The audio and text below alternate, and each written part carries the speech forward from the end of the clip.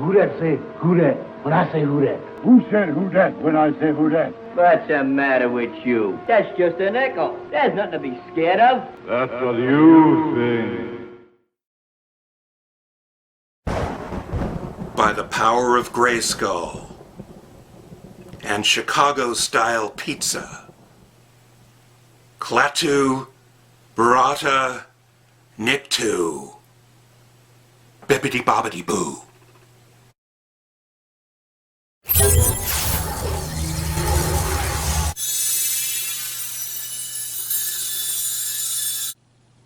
What is that? The light. The light! It suddenly grows so very much brighter. I was cruelly banished to the shadowy wasteland for such a lengthy span. I have long since lost count of how many years. It's all starting to come back to me, what it felt like to be among the living ones. Can this truly be real? Is this not just another vexing dream within a dream? No, this is no dream. It's time for Tim to shine again. I'm back, baby.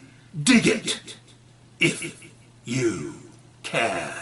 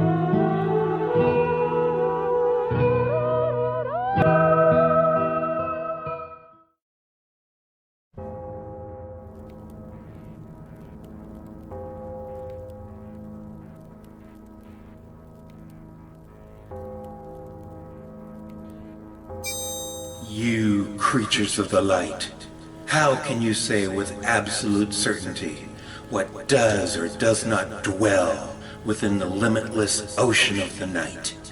Are the dark and shrouded legions of evil not but figments of the imagination? Because you and your puny conceit say they cannot exist.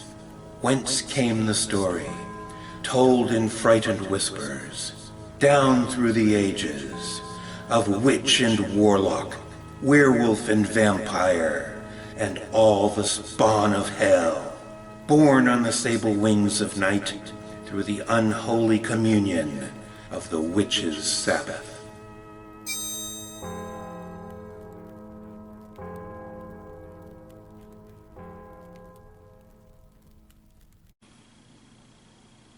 Good evening, and welcome, one and all, to our macabre little corner of the boneyard. We're coming to you from picturesque Ghoul Beach, Oregon. And I must say, it feels quite agreeable to finally be free of that dark, dank, dreary realm at long last. All in all, it's good to be back at the old horror hosting racket. Time-honored institution.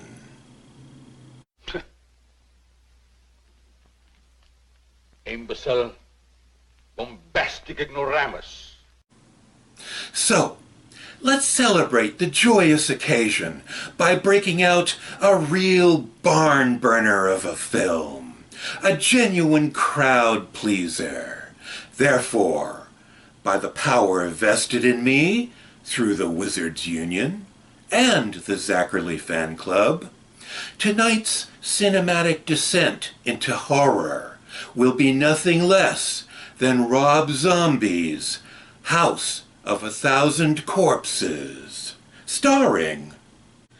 Not so fast there, Mr. Firefly.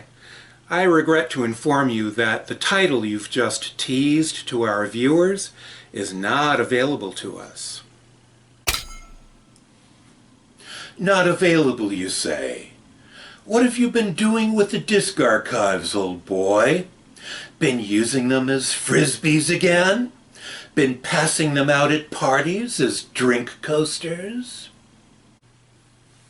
You must have me confused with some other dubious acquaintance.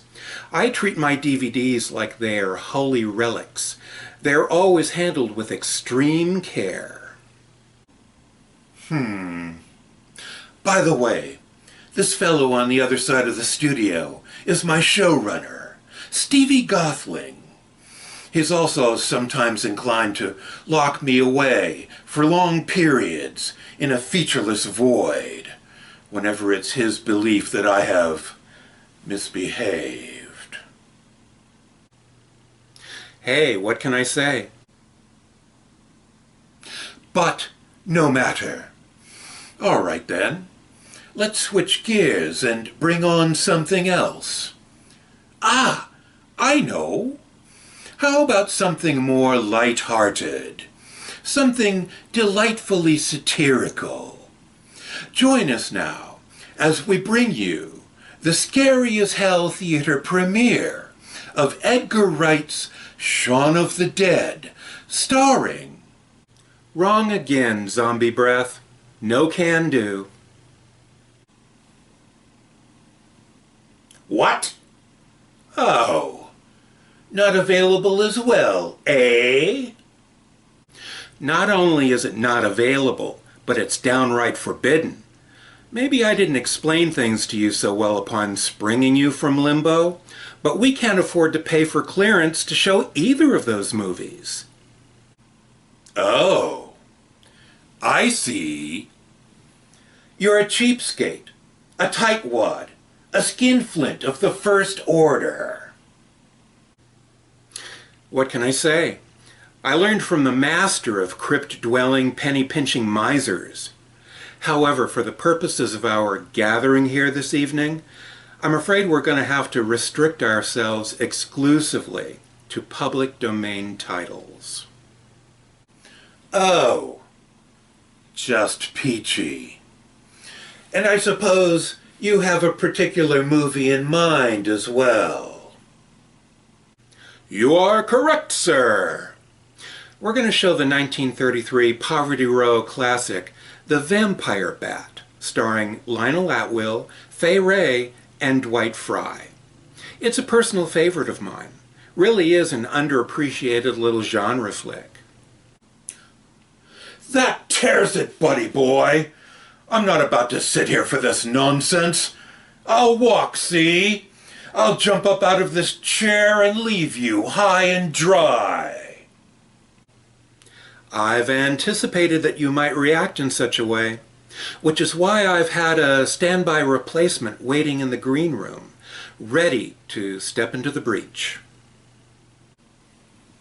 Oh, really? And who would that be? None other than the guy who had the job prior to your return. Mr. Chin. Don't touch that dial. I am your new host, Mr. Chin. No! Not that! Sacrilege!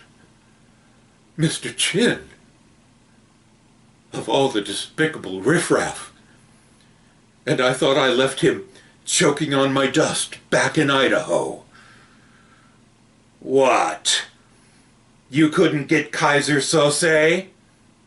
Or did Hannibal Lecter have a previous dinner engagement? All right. Curse you. You win this round. Let's all sit back and watch our classic fright-filled feature, The Vampire Bat.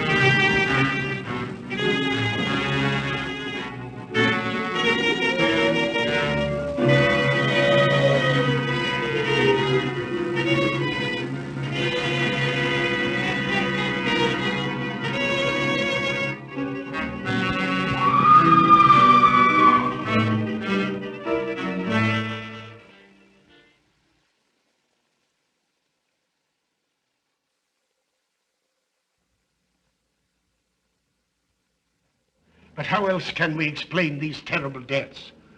Von Elst last night, 5 others before him, that's 6 within as many weeks, Inspector. Our friends, neighbors that we'd known for years, drained of their life's blood, found dead in bed, lifeless skeletons of skin and bone. Vampires are at large, I tell you, vampires. Malignant demons who issue forth from their graves in the dead of night to attack their victims and drink the blood from their veins. Brrr. Gotten him of Red Schneider, don't jest. That blood-sucking legend belongs in the same category with werewolves and all other peasant superstitions. But the bats, man. The bats. God, yes. Big ones, so. Oh, now we're switching to bats again. There was an epidemic of giant bats in Kleinschloss in 1643. And at the same time, there was an outbreak of vampirism. Rot. Why, this record from the town archive proves it. Says it, not proves it. Well, I'll show you. I'll show you. Now, here it is. And on this day was von Hausmann hanged from a gibbet in the public square after being convicted on a proven charge of vampirism. And on this same day, there did occur the departure of the bats. Thousands of horrible flying creatures which infested the town for weeks. And on the night of this same day, February 13, in the year of our Lord, 1643, was there a stake driven through von Hausmann's heart and his head cut off with a grave digger's shovel. There.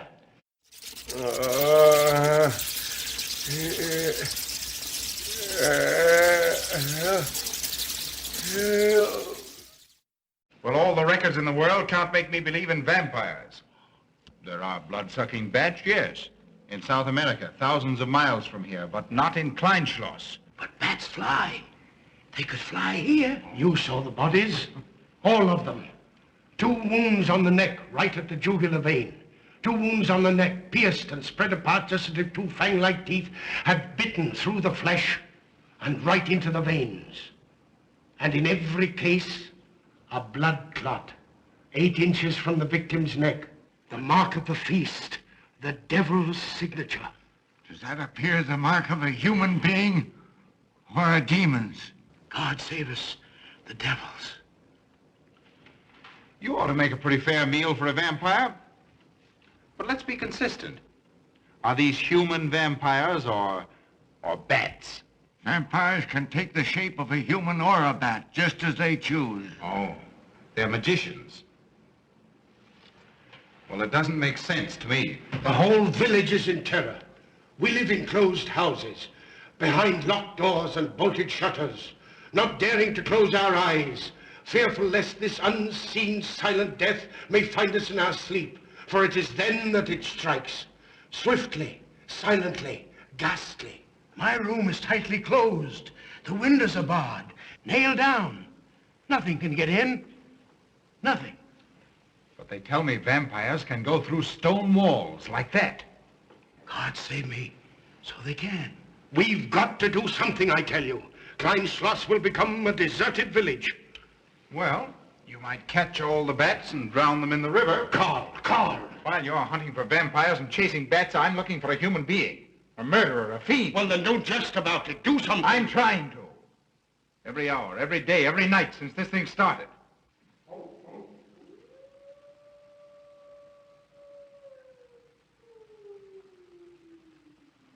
Do you hear it?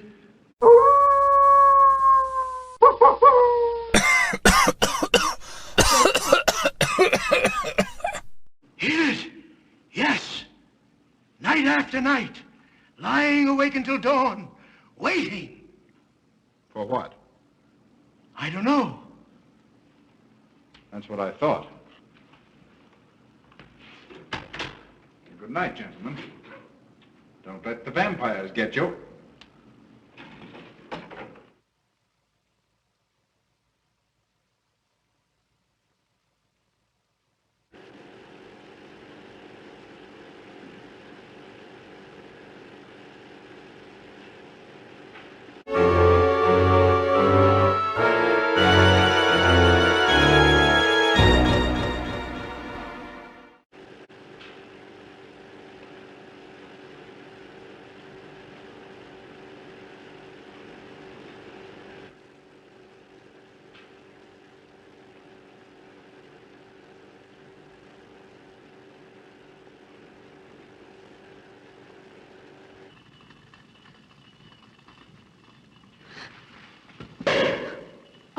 Are your kisses dynamite? Don't you like my kisses?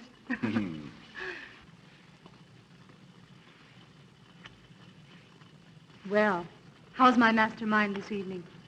Well, if you want the truth, not so good. The Burgermeister and his Grand Council still stick to the vampire theory. Stick to it. Huh. They're quoting history to prove it. I think you and Dr. von Niemann are the only sane people left in the village. And you? What about you? Me? Well, I'm beginning to think I'm 7 different kinds of a fool. Murders are being done under my very nose. I must be as blind as the bats themselves. I can't find a single clue. Oh, but you will, Carl, you will. Well, I haven't. Oh, Ruth!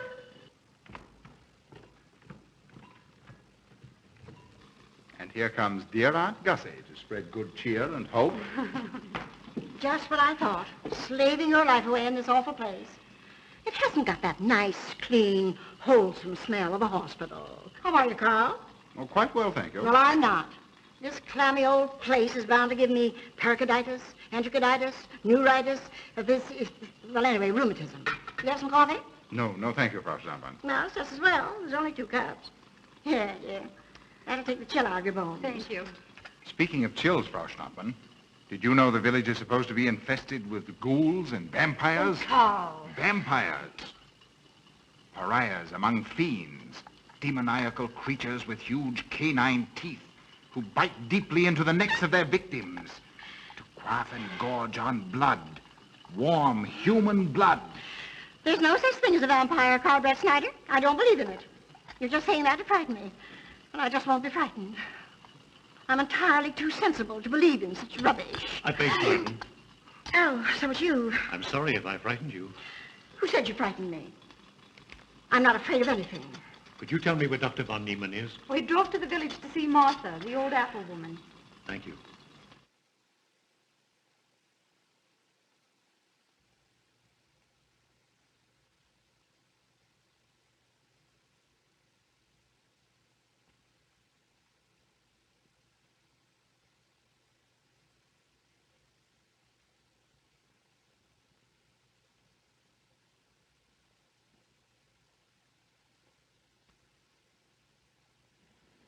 That's funny.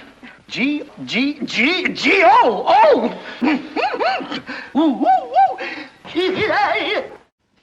Is this what Dr. Haupt prescribed?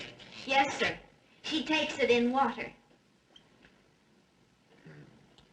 Well, continue giving it to her. Yes, sir.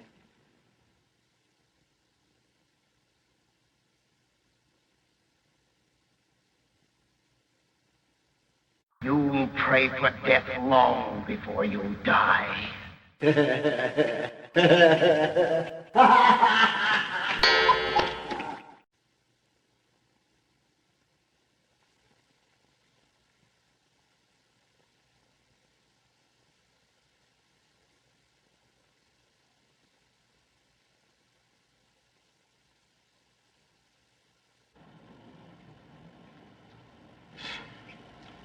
It's stifling in here. Open these windows. Yes, sir. Herman open windows. Me do.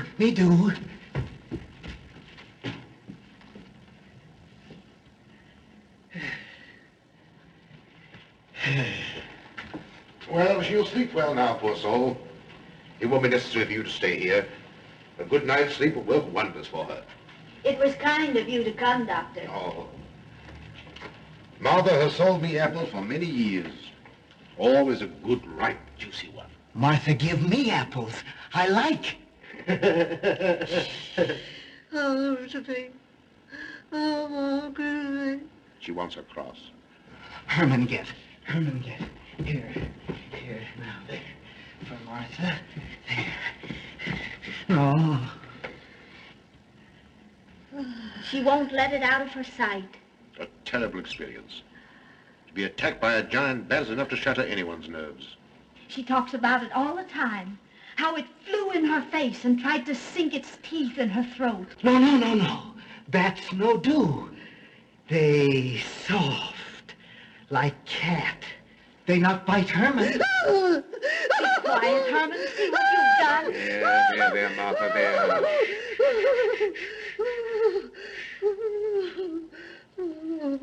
She'll be all right.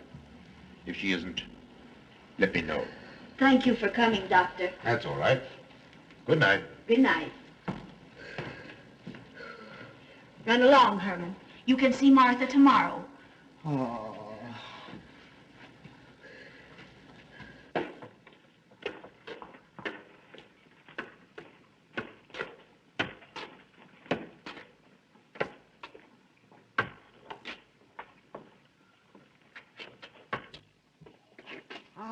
Dr. von Niemann. Ah, Kringen, how are you? Much better, thank you kindly, sir, since you prescribed for me. That's right. Go to bed, Herman. Go to bed. You shouldn't be prowling around the streets. Dangerous. Oh. I'm afraid. Afraid? Afraid of what, Kringen? The bats, sir. Big giant bats with wings like an eagle's.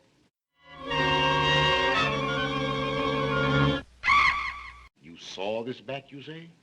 I saw it swooping down the street. It came directly for my throat, sir. When was this, Kringen? Last night when they came to take Von Els.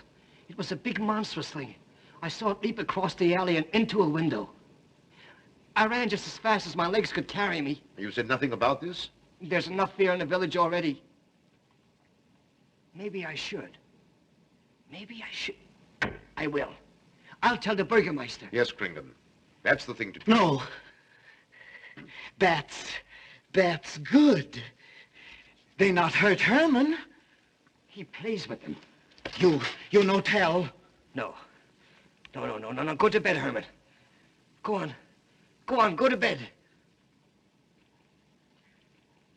You say he plays with bats? His garret is filled with them. He makes pets of them. That's odd. Very odd. Maybe he's it. Herman prowls around the streets all hours of the night, just like an animal. Maybe he's the vampire. Now, don't start any gossip of that, Kringan. Heaven only knows where it might end. Good night. Good night, sir.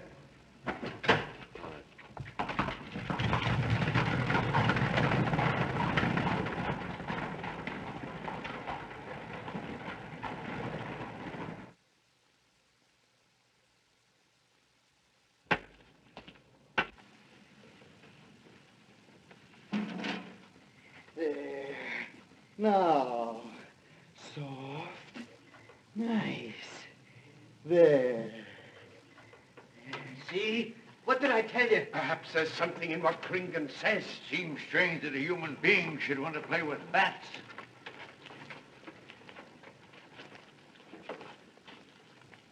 Ah.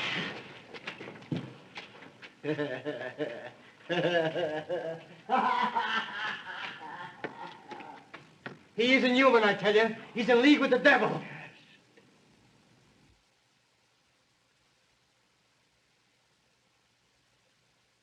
Put it on. Put it on.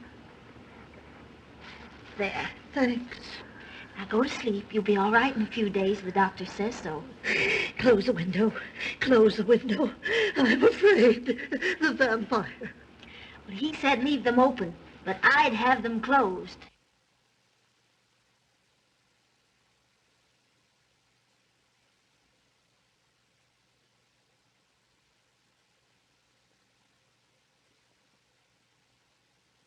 You want the light? Leave the light. I'm afraid. Well, I can't blame you for that either. I'll turn it down a little. Good night. If you want me, just pound on the floor. I'll hear you. All right. Good night. Good night, Martha. Oh.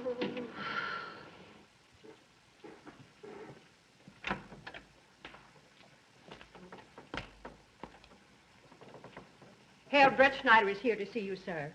He's in the laboratory with Miss Burton. Oh, thank you.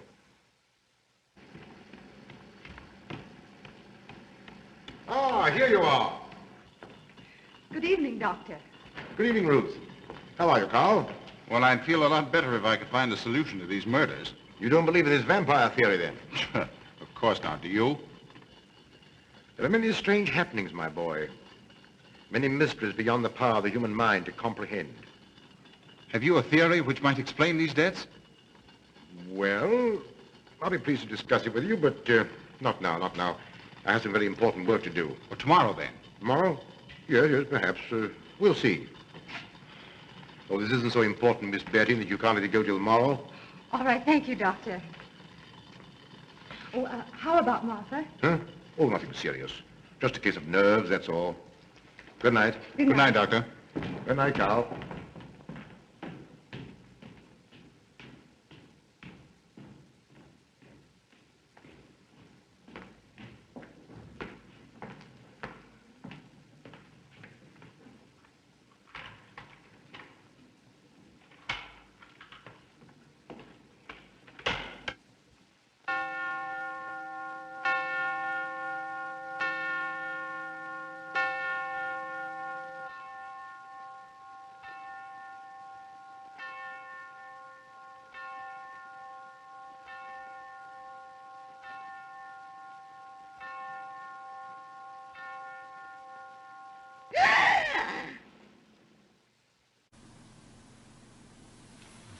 Yes.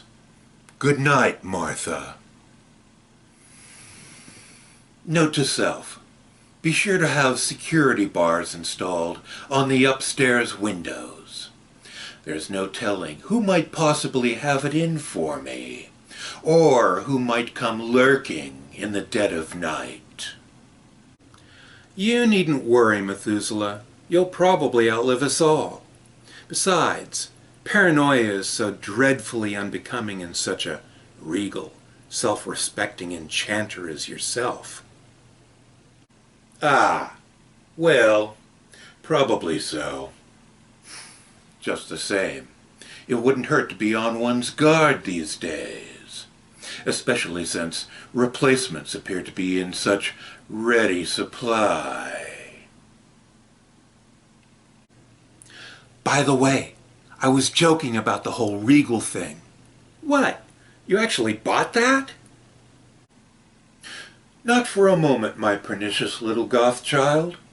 Far grander foes than you have tried and failed to crush my spirit. At any rate, we seem to have lucked into quite a suitably spooky little vampire yarn here. Not at all bad, I must say. Better than I had anticipated thus far. I'm particularly taken with the rather disheveled-looking young man with the overpronounced fondness for bats. That's Dwight Frye. He was a highly accomplished and versatile stage actor who made a massive splash in films by playing the memorable fly-eating character Renfield in Todd Browning's Dracula. Oops, sorry, wrong image. Nice crossbow. After that, he was regrettably typecast into often playing weirdos and fiends. Or else, whenever he scored more of a straight role, he would frequently fade into the background and scarcely be noticed. Of course, he wasn't pleased with any of this, but it was the 1930s. He had a young family to support, and he liked to eat regularly. So he took whatever acting roles that came his way. Others among his horror credits were Frankenstein, The Invisible Man, The Bride of Frankenstein, Ghost of Frankenstein, Frankenstein Meets the Wolfman, and Dead Men Walk. He tragically passed away unexpectedly and far too young in 1943. Ah, yes. Thank you so much, Stevie, for those lovely rays of sunshine. Hey, way to bring the room down, Killjoy. Well, just to make it up to everybody out there, after the show, Uncle Tim is going to take everybody out to Stinky Joe's barbecue truck. How would that be, huh? Is that in the budget? What budget? And Stevie will be paying. It's all on him.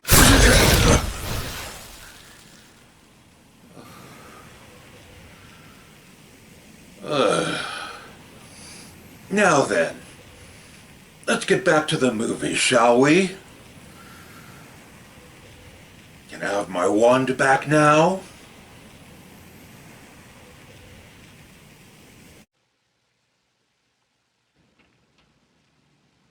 Name? Martha Muller. Age? I don't know. Cause of death? Like all the rest. The vampire? Yes, that's so.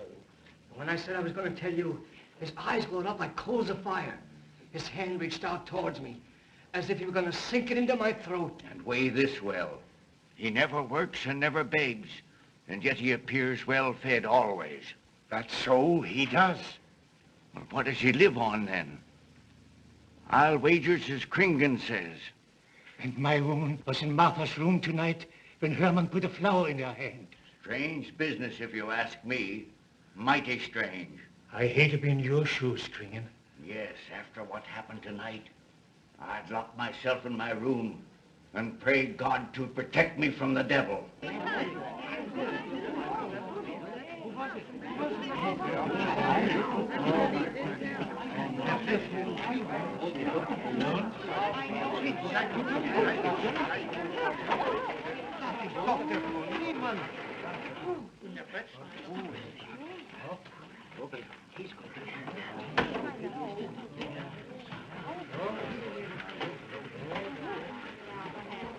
evening. And Doctor. Good evening.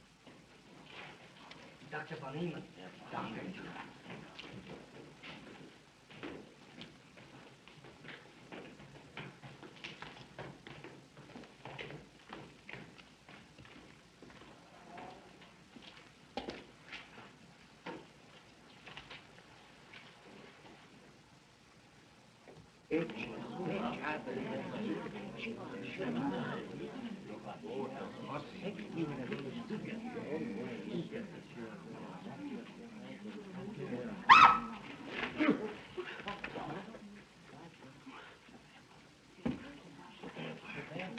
Vampire.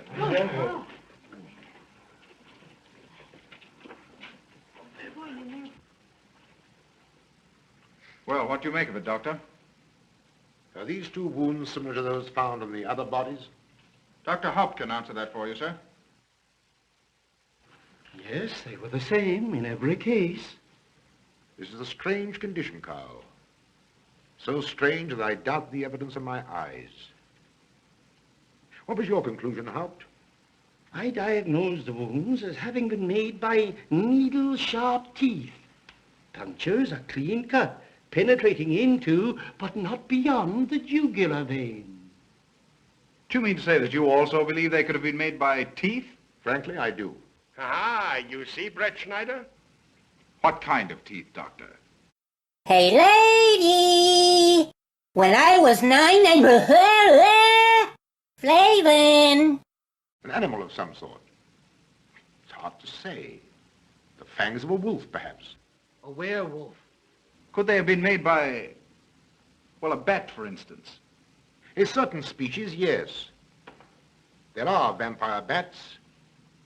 Dr. William Jamison, who explored many of the tributaries of the upper Amazon, states that blood-sucking bats do exist. He further asserts that the victims often become blood drinkers themselves, citing a case in which he saw a native tortured to death in an anthill by his tribe brothers. They swore he had become a human bat, and, states Jamison, he confessed it. Do you mean to say that such a thing as a human vampire is possible? Who can say? Historic records would have us believe that an evil soul, assuming there is such, can take any shape it pleases. So why not then to that of a human being? Eh, Carl? Why not? Have you any literature on the subject, Doctor? Yes, I have many interesting volumes on my shelves that might prove very enlightening. I'll be glad to show them to you. I don't mind admitting that I'm up a tree. Stumped. Well, we'll see what can be done, my boy. No, Herman. This is no place for you. Go away, my boy. Go away. Good night, John. Good night, Doctor. Good night, Haupt. Good night, Doctor. In the morning, Carl. Thank you, Doctor. I'm sorry to have dragged you out at such an ungodly hour. Oh, that's all right. That's all right.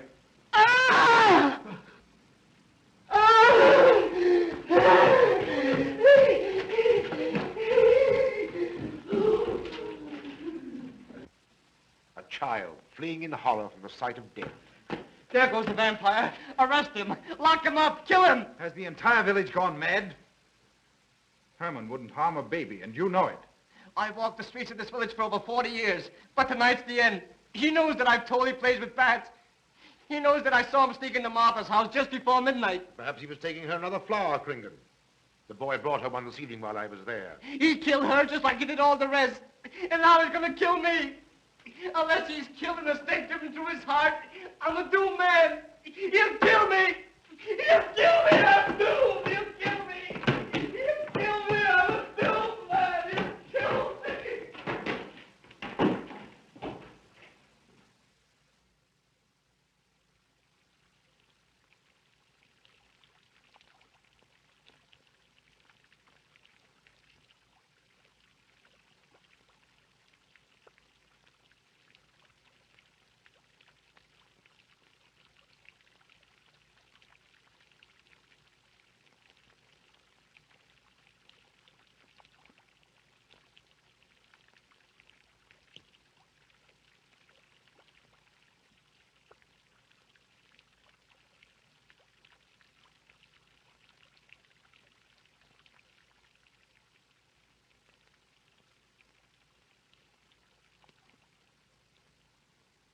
morning, Mr. Brettschneider. What brings you to Kleinschloss so early? You.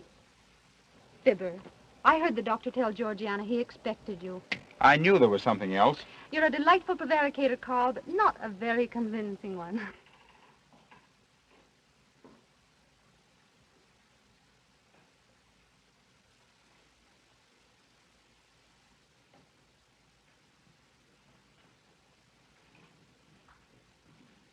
Oh, you don't mind me using your stethoscope, do you, Doctor? Not at all, Frau Schnappen. But what seems to be the ailment this morning? What's that? Oh. What seems to be the ailment this morning? Well, Doctor, I am positive that I have valvular leakage of the aorta. Or maybe it's the right ventricle. There is something wrong with my heart. I can hear it beat, thump, thump, thump, thump, just like the book says. Well, if you didn't hear it beating thump, thump, thump, just as the book says, I would say there is something wrong. What? Without a moon? You have a heart of stone. All right, then. Close your eyes. No. Oh, so, young lady. It's too early in the morning, Carl. Much too early. Oh, is it? Oh, there's Aunt Gussie. She would show up just at a time like this.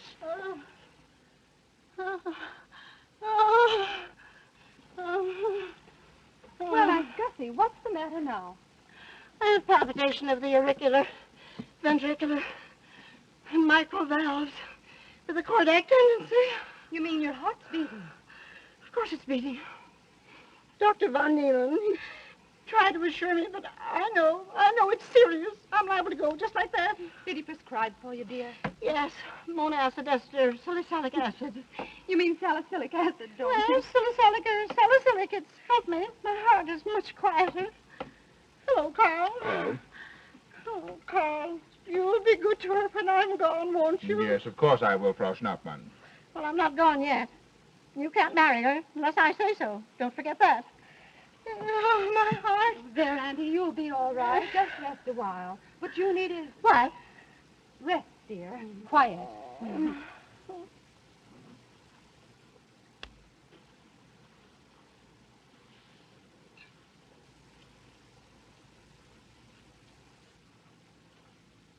And Gussie has a heart like a steam engine. Carl.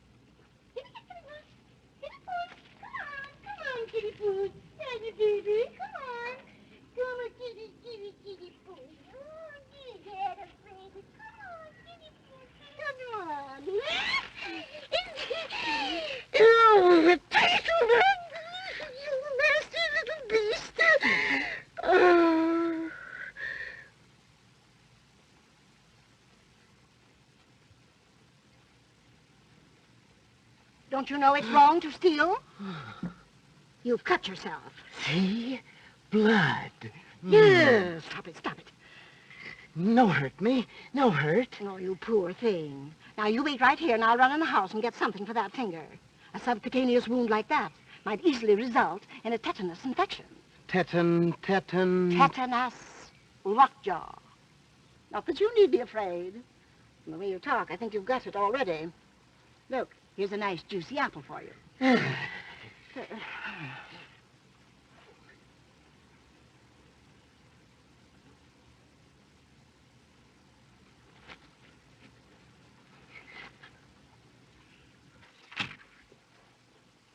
Ah, this is it. Traits sur les apparitions des esprits et sur les vampires by Augustin Dom Calame in 1746. Let us suppose that these corpses do not actually stir from their tombs, that only the ghosts or spirits appear to the living. Wherefore do these phantoms present themselves, and what is it that energizes them? Is it actually the soul of the dead man which has not yet departed to its final destination? Fiddlesticks.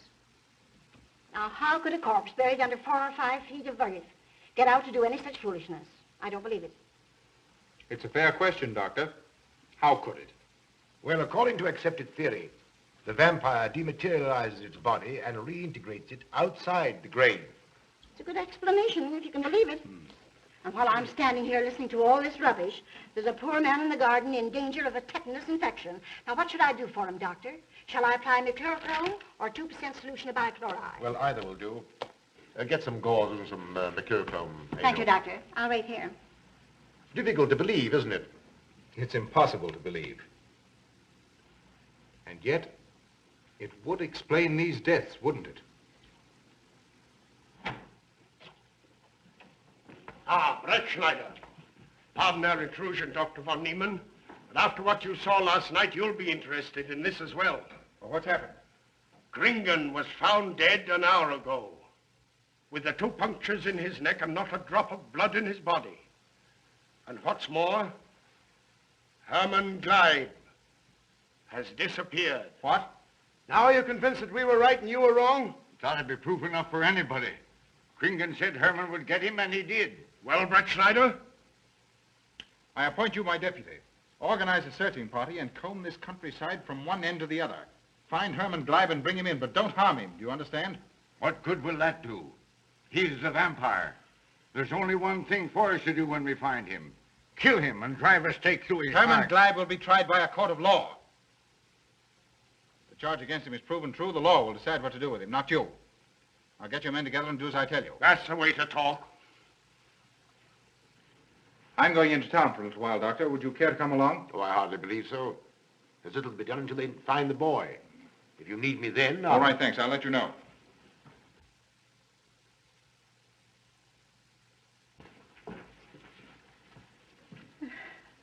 I feel as though I was going to faint. Oh, there, Auntie. There's nothing here to be afraid of. Here comes Emil with your mercurochrome and bandages. Run along now and take care of that patient of yours. Oh, heavens, I forgot all about him. Oh, my heart. Oh. Poor Auntie. She's had every ailment in the book. And a lot that aren't, I'm afraid. Particularly a palpitation of the auriculoventricular, tricuspid, and mitral valves, Doctor. Well, I had to tell her something to satisfy her.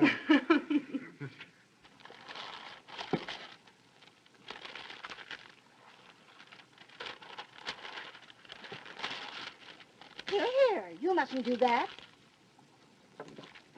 Now, where's that finger?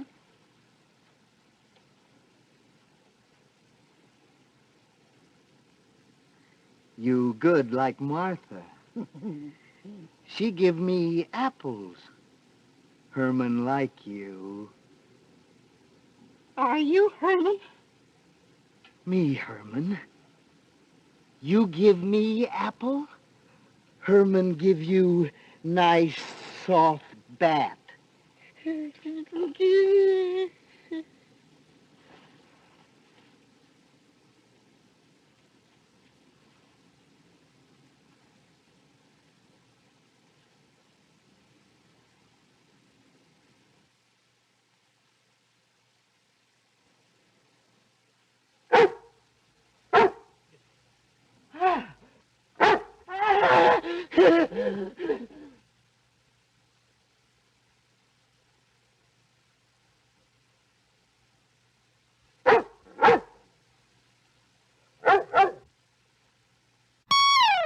Bow wow. Woof woof. Bow wow wow wow wow wow.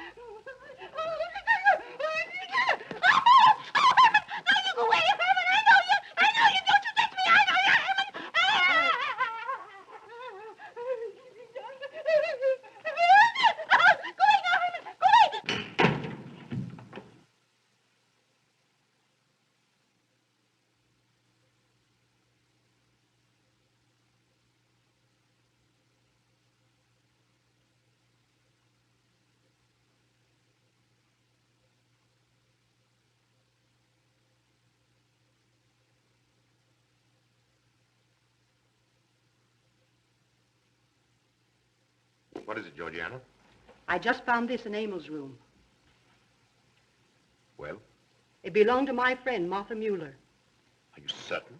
I gave it to her myself. Martha died last night. I find her crucifix in Emil's room. Doesn't that mean Emil is the one Herr Brettschneider is seeking? This amazes me, Georgiana. It's impossible. It rained the night Von Elst died. There was mud on Emil's shoes the next morning. Have you mentioned this to anyone? I intend to tell Herr Brettschneider when he calls again. Can't believe it. Leave this with me. I want to talk to Emil before you say anything to anyone. The Burgermeister should know at once. Yes, all in good time. Emil has been with me too long for us to jump at conclusions. Don't say anything until I tell you, and send Emil to me. Very well, Doctor.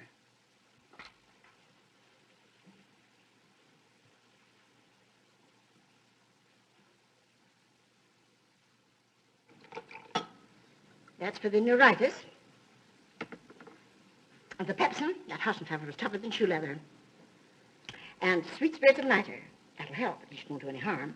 And ginger, that'll warm my stomach. And now, a little pipe out of soda.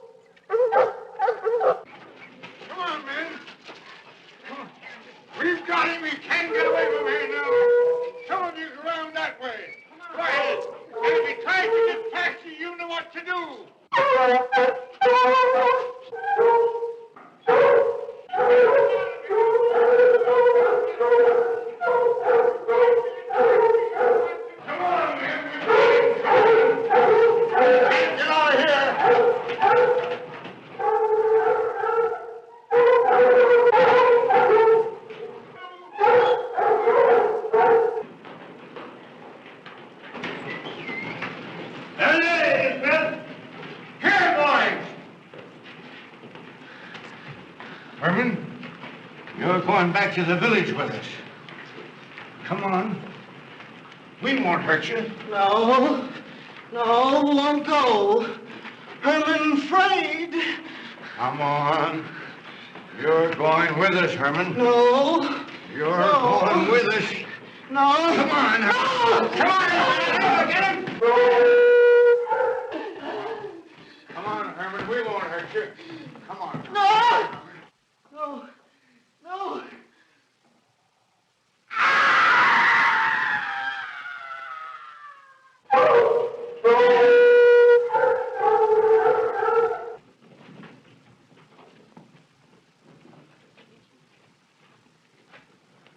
Come, that settles him. Yes, let's go. We got Hey. him down below.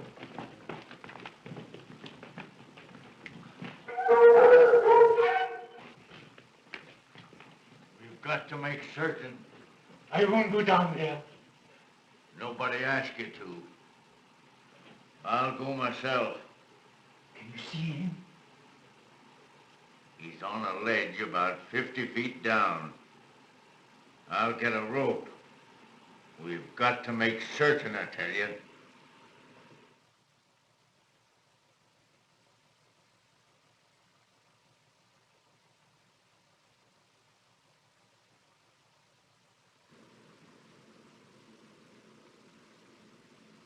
You must be careful, Emil.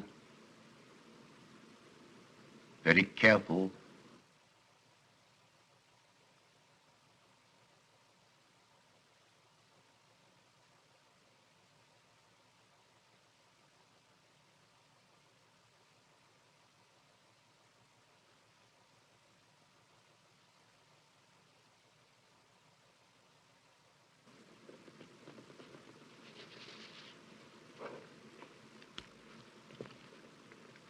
No. It must be, it must be. She's no better than the rest.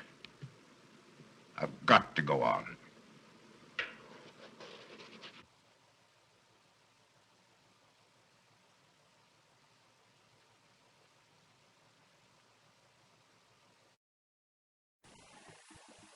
In 1932, owing much to the extraordinary box office success for Universal Studios of both Dracula and Frankenstein, Fay Wray and Lionel Atwill headed the character-actor-rich cast of Warner Brothers' Dr. X, the first cinematic horror property produced entirely in the lavish three-strip Technicolor process, notably helmed by legendary director Michael Curtiz. The following year, Wray, Atwill, and Curtiz were reunited by that same major Hollywood studio for a second horror offering, likewise produced in color, Mystery of the Wax Museum. During the lengthy post-production period for that film, the execs at Majestic Pictures, a noteworthy Poverty Row company, brought Wray and Atwill together yet again for what they hoped would be a successful project, The Vampire Bat, rushed into production to hopefully benefit greatly from the inevitable advance publicity campaign for Warner's looming Wax Museum release.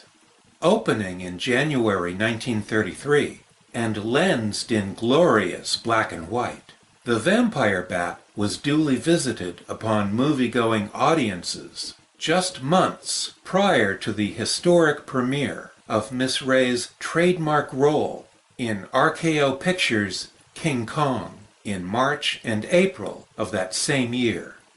Also notable in the cast for The Vampire Bat are two veterans of James Whale horror classics, Melvyn Douglas from The Old Dark House and Lionel Belmore from Frankenstein.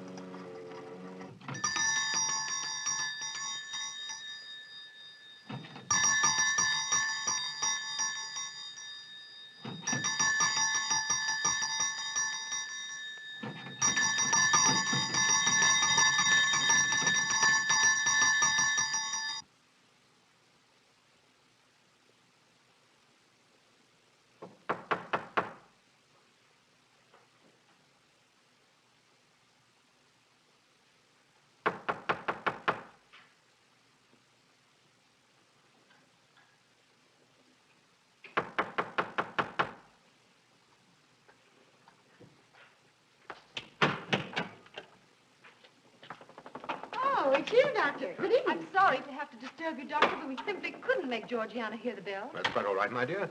Georgiana's becoming careless. Very careless. Yes, I've noticed that, too. In my opinion, she has nagana. That's sleeping sickness. You know the symptoms, Doctor. At first, I thought it was creeping paralysis, so I stuck a pin in her leg to see. And there was a splendid reaction of the reflex motor nerve. Why, Auntie. Oh, you're shocked. So is she. Won't you join me in some coffee? Yes, thanks, Doctor. We will. There are a few questions I'd like to ask you. About blood and murders and vampires, I suppose. Yes, I'm afraid so. Oh, so am I. Well, good night. If such a thing is possible, I'm going to bed. Won't you join us too, Frau Schnappmann? Coffee at this hour of the night? No, thank you. I'm going to stick to my monacid ester succinate salad. Acid, Doctor, acid. Good night.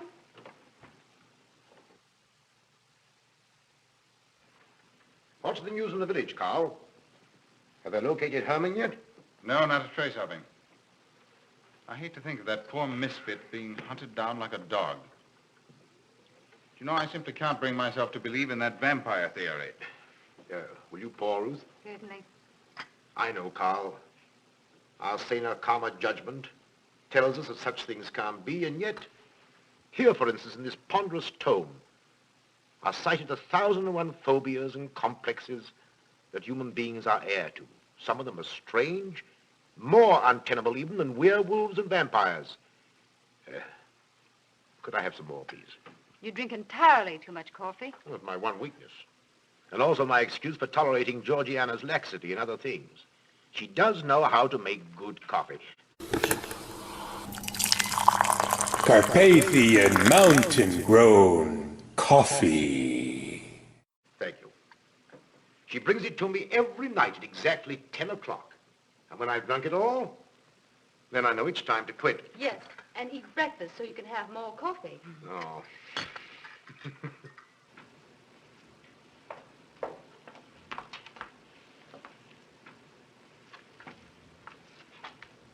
Georgiana, you mustn't lie like that.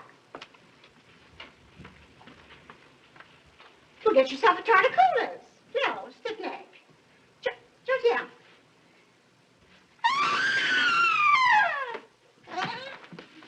That was Auntie.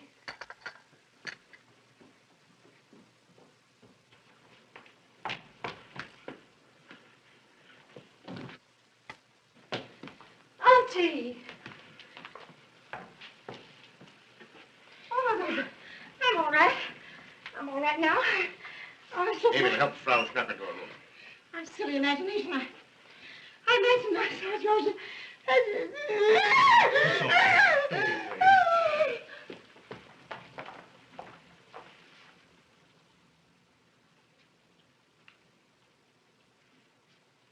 The same 2 wounds, Doctor. And my last words to her were angry ones. A petulant reprimand for being late with my coffee. What time was that? About 2 or 3 minutes after 10. She's been dead then about 45 minutes. Bloodless like the rest. It passes all belief. Ruth's aunt saw Herman Gleib in the garden this morning. Could it be that he...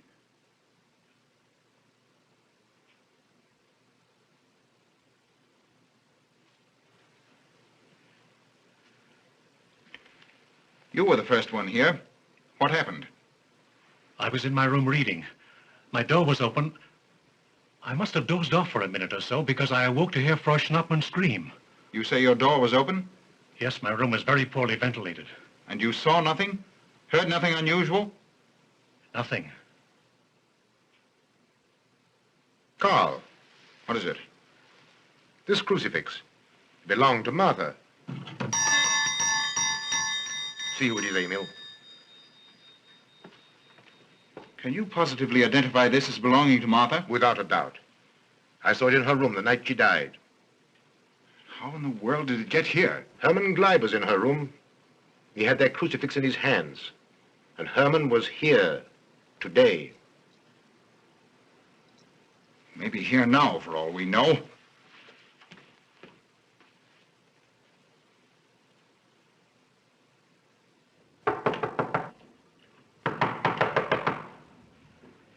Who is it?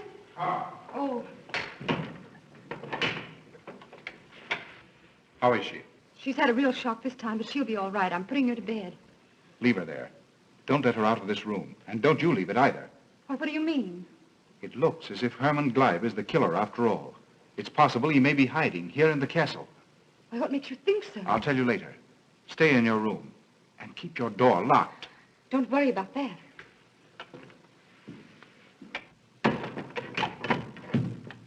I heard every word he said, and I don't think there's any use of them searching for Herman. They should look for a dog, a human-faced dog. Andy, the doors and windows are all locked. There's nothing to be afraid of now. Who said I was afraid? I'm not a bit afraid. No, of course you're not afraid, but you must get some rest. Rest in this awful place? With dog-faced Hermans and human-faced bats and blood and murders and vampires.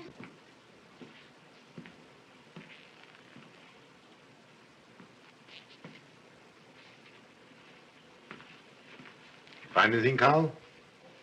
There's an unbroken cobweb in that window. If Herman did it, he came through the door. He must have. And yet I don't understand how he could find his way up here without us hearing him. Yet Emil was asleep, and I was in the library. Yes, he could have done it. The facts all point to it. What was it, Emil? The Burgermeister. He has news for Herr Brettschneider about Herman.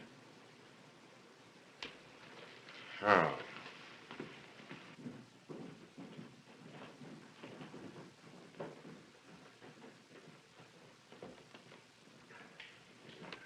Pardon the intrusion, Doctor. Pardon the intrusion. I knew Carl was here, and I thought you wouldn't mind if I ran in to tell him the news. About Herman? Yes. He fell into the Devil's Well in the cave.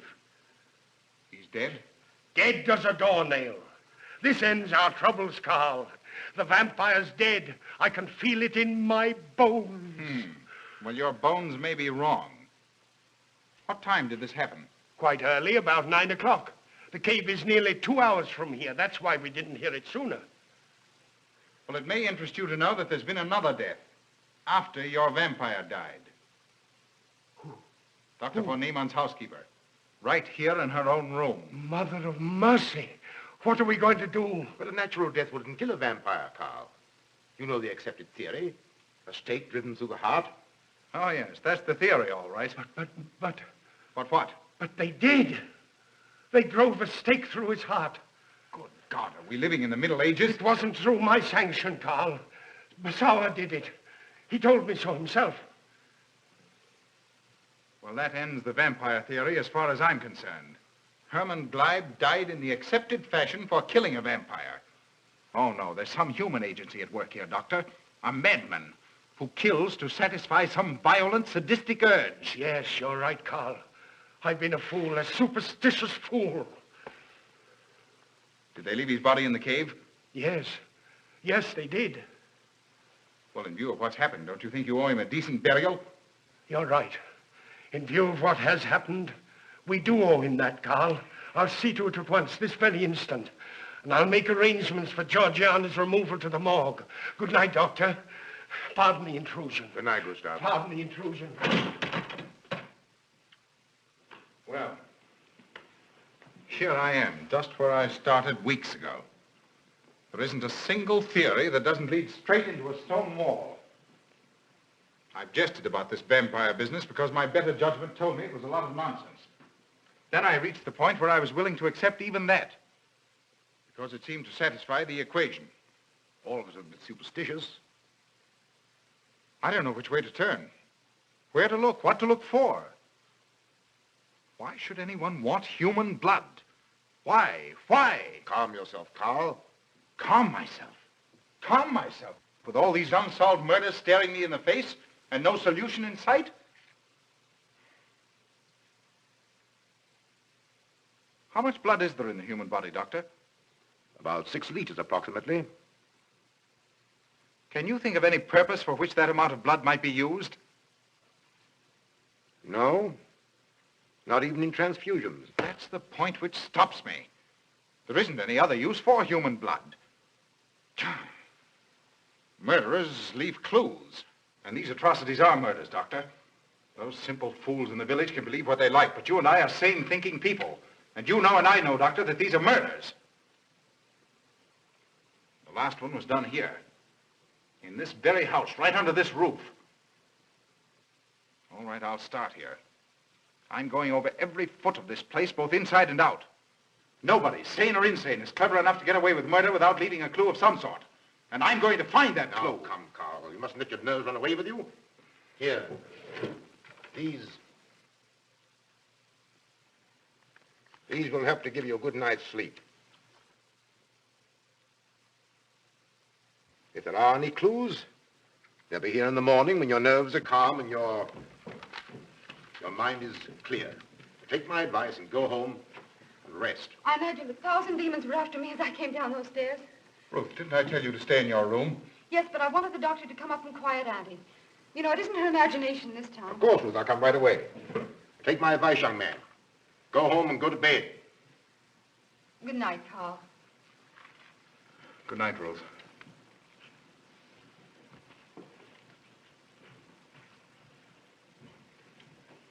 Good night, Carl. Good night, Doctor.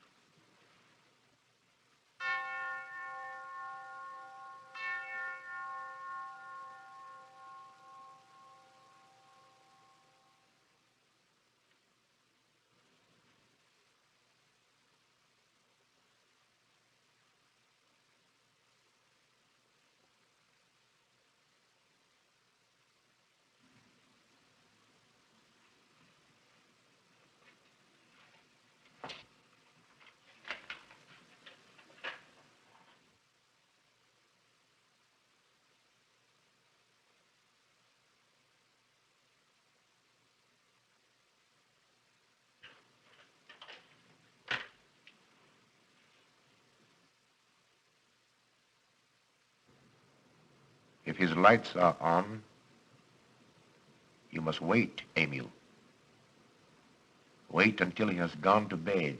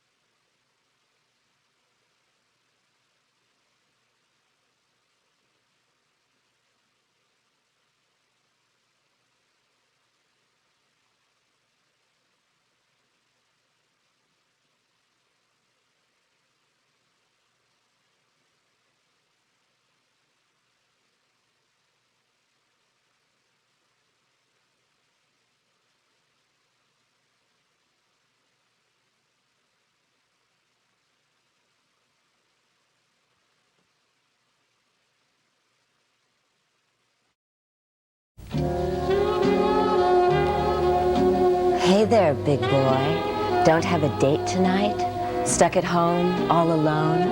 Then pick up the phone and dial 555-FAKE. That's 555-FAKE. Of course, you won't get any of us on the line. We're just models hired to do this commercial. But if you're desperate enough to call and pay what we charge, you probably won't even care. And at $2 for 30 seconds, you'll wind up spending a small fortune before you even get the slightest glimmer of satisfaction. So come on, don't keep me waiting.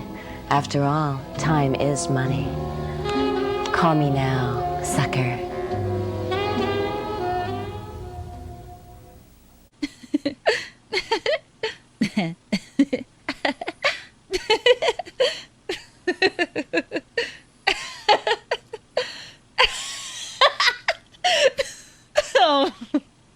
So, what are you wearing tonight? Sounds yummy. Me? Oh, just this old enchanter's robe of mine. And nothing else. Oh. All right then. How very nice to have heard from you. Same time tomorrow night, my dear. Kisses. Well, my creepy cohorts, as the show's host, it's rather important to put oneself out there, to make sure that the sponsor is kept satisfied. While I have this opportunity, I would also like to reaffirm the fact that our beloved psychic, Miss Cleo, is standing by right now to tell your fortune, and only for a nominal charge to your credit card. So, after the show, pick up the phone and... not so fast, you wandagenarian wanker. I'll have you know that Miss Cleo is no longer in the business. She's retired with extreme prejudice.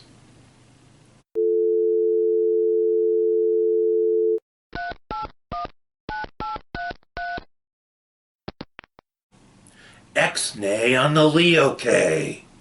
Can't you see that I'm only trying to...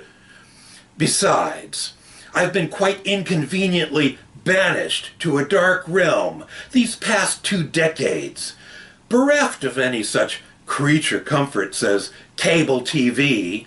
So, what do you expect, Mr. Know-It-All?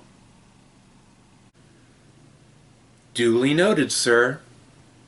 When I send you back to that very special, cold, empty void, I'll be sure to hook you up with a few inexpensive crossword puzzles and a second-hand Etch-a-Sketch. Oh, how peachy of you. Well, it appears as though I command just about as much respect around here as Dwight Frye's bat-infatuated character does in our feature this evening. I wonder if that bottomless pit he went leaping into offers a basic cable hookup. And now, let's rejoin our film for the exciting climax. I mean, fright-filled conclusion. There is nothing like shamelessly leaning into blue territory. Your very first night back on the job. The showrunner doth protest too much with all of this loose talk of wankers. What do you expect after locking me away for 20 years? Our lovely fake phone girls aside, it seems as though there may be an opening for an all-new 1-800 personality. I wonder what famed psychic Sylvia Brown is doing tonight.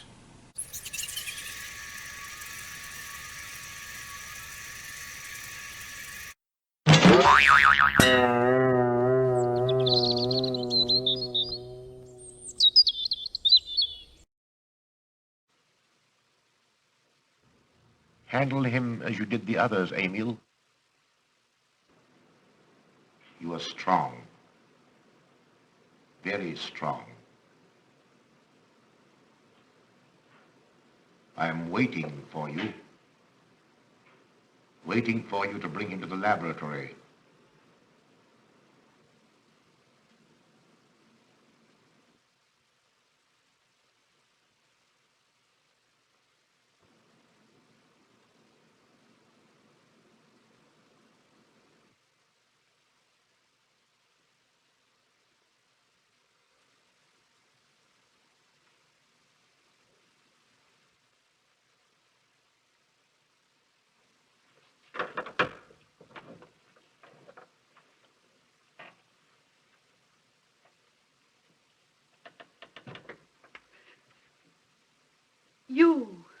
You're the one. What mad thing are you doing? Mad? Is one who has sold the secret of life to be considered mad? Life, created in the laboratory. No mere crystalline growth, but tissue. Living, growing tissue.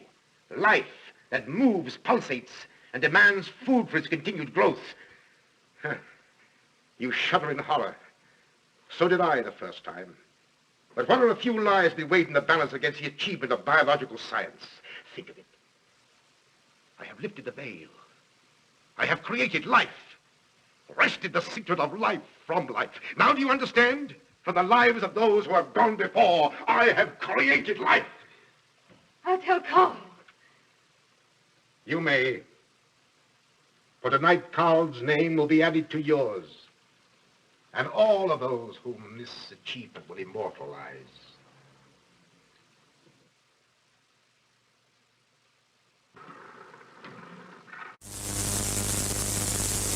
Synthetic flesh.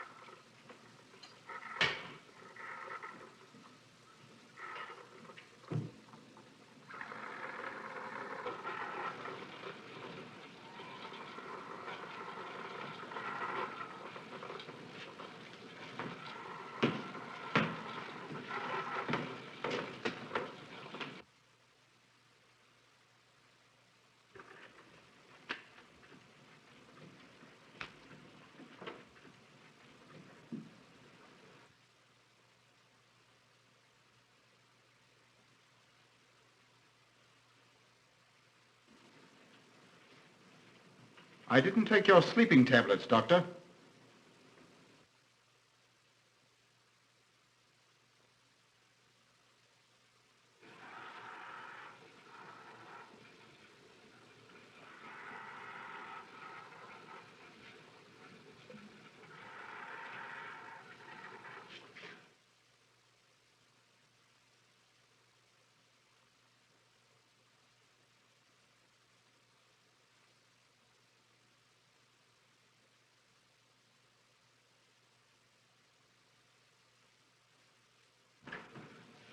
Emil brought them here. He's the one who murdered them. Stay where you are. You'll have a chance to tell everything, Doctor.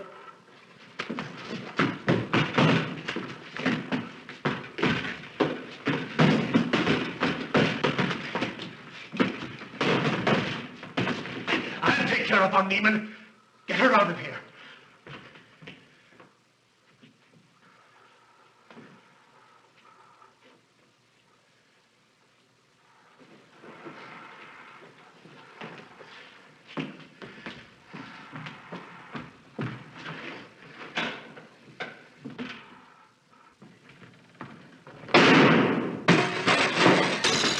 You stay here.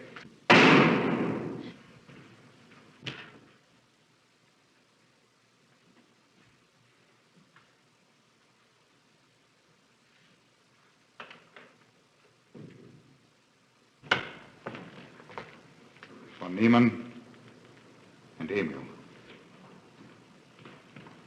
Doctor! Dr. Von Niemann! Carl, she mustn't see them. Where is Dr. Van Nieuwen? I must see him immediately. Aunt Gussie, you can't. He can't be disturbed. Oh, but I must see him. I simply must.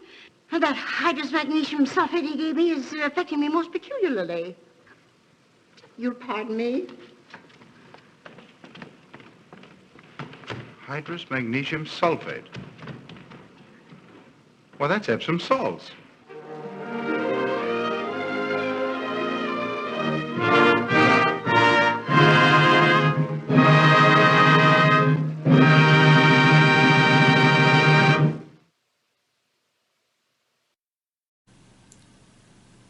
So, that's it then?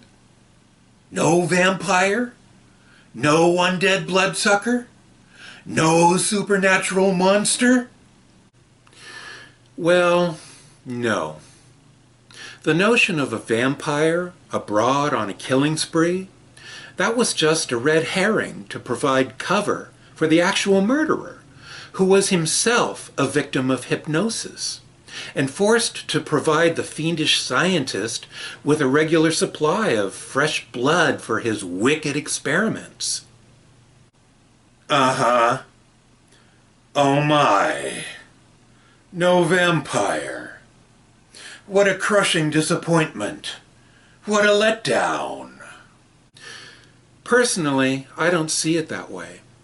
I'm a big fan of this film, which in its way has a good amount in common with another vampire as red herring movie made a couple years later, Todd Browning's Mark of the Vampire. I have to say, that one gets a lot of flack as well for its ending, which reveals the supposed vampires as a troupe of actors that posed as vampires in order to trap a murderer. But I've never felt cheated by these deceptions, because they're both completely viable thrillers with fine casts and spooky atmosphere. Well, all I can say is, let's hope that tonight's presentation didn't have the unfortunate side effect of provoking everybody to go bounding up their stairs to their chamber pots. Reports are just now coming in. It's not looking very good. The entire population of Ghoul Beach just flushed their toilets at the exact same time. And the massive expulsion of wastewater has just flooded the low-lying creekside residents. The smell alone is said to be thoroughly noxious. Ah! The numbers are in, folks, and they don't lie. It seems as though we've accidentally stumbled across an all-new way to gauge viewership. I retract my objections from earlier in the show, Stevie. I commend you on your sterling choice of public domain films. I don't think it was the movie. Remember years ago when Entertainment Tonight host Mary Hart was accused of prompting seizures just by speaking in certain random viewers?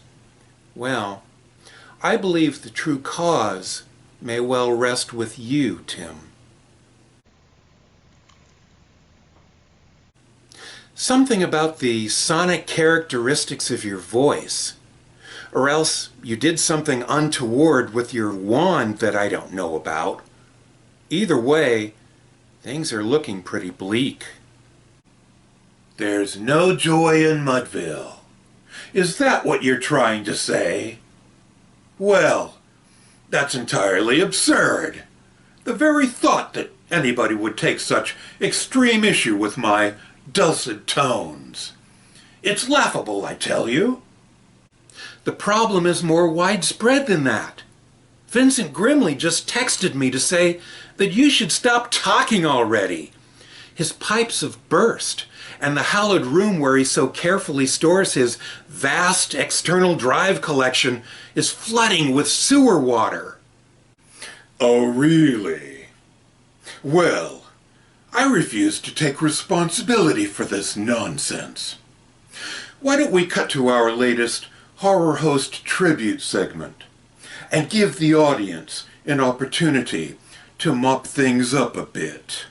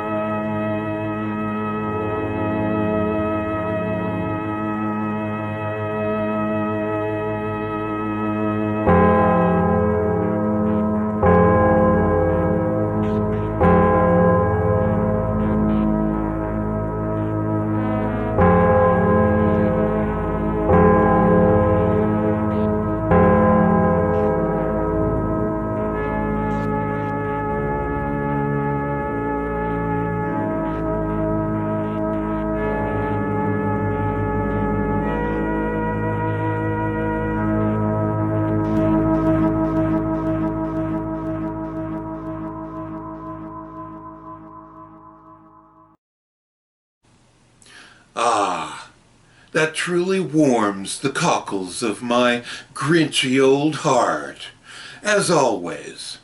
You know, it's good to cast one's gaze backward. Spin me back down the years and days of my youth, as Jethro Tull once so famously sang, to see from whence we horror hosts of a certain vintage sprang. Okay, some good news to pass along. The flooding seems to have miraculously ceased, and people seem to have dried out again quite nicely. Did you have any hand in this?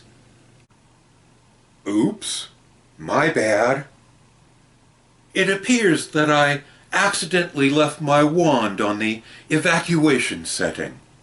I was, chasing some pesky ants out of the kitchenette earlier. In any case, all that was required was to simply reverse the flow. Presto! Ghoul Beach is high and dry once again, except for the staggering patrons in the local bars.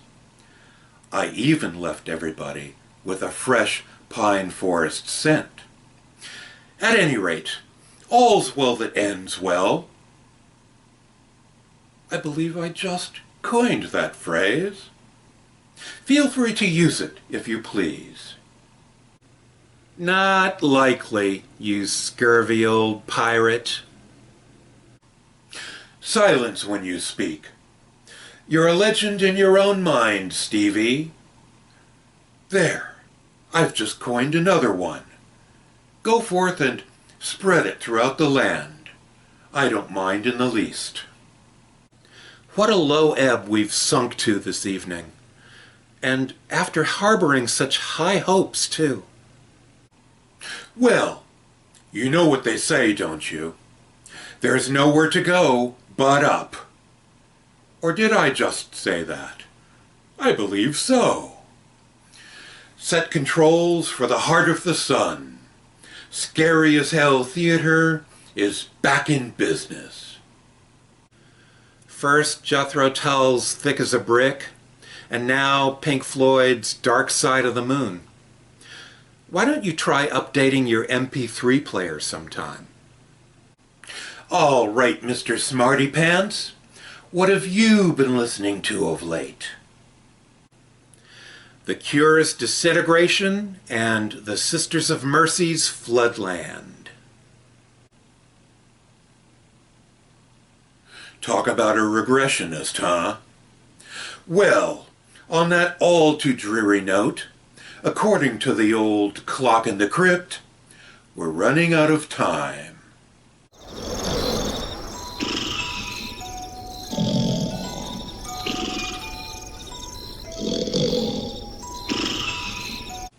So, gather around here, all of you, with old Uncle Tim.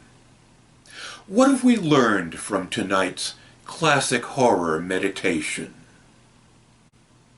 We've learned that there's nothing more sweet than Fay Wray's smile. There's nothing more fiendish than a mad doctor who keeps throbbing disembodied organs alive in his lab. And there's nothing silkier than a nice, soft bat.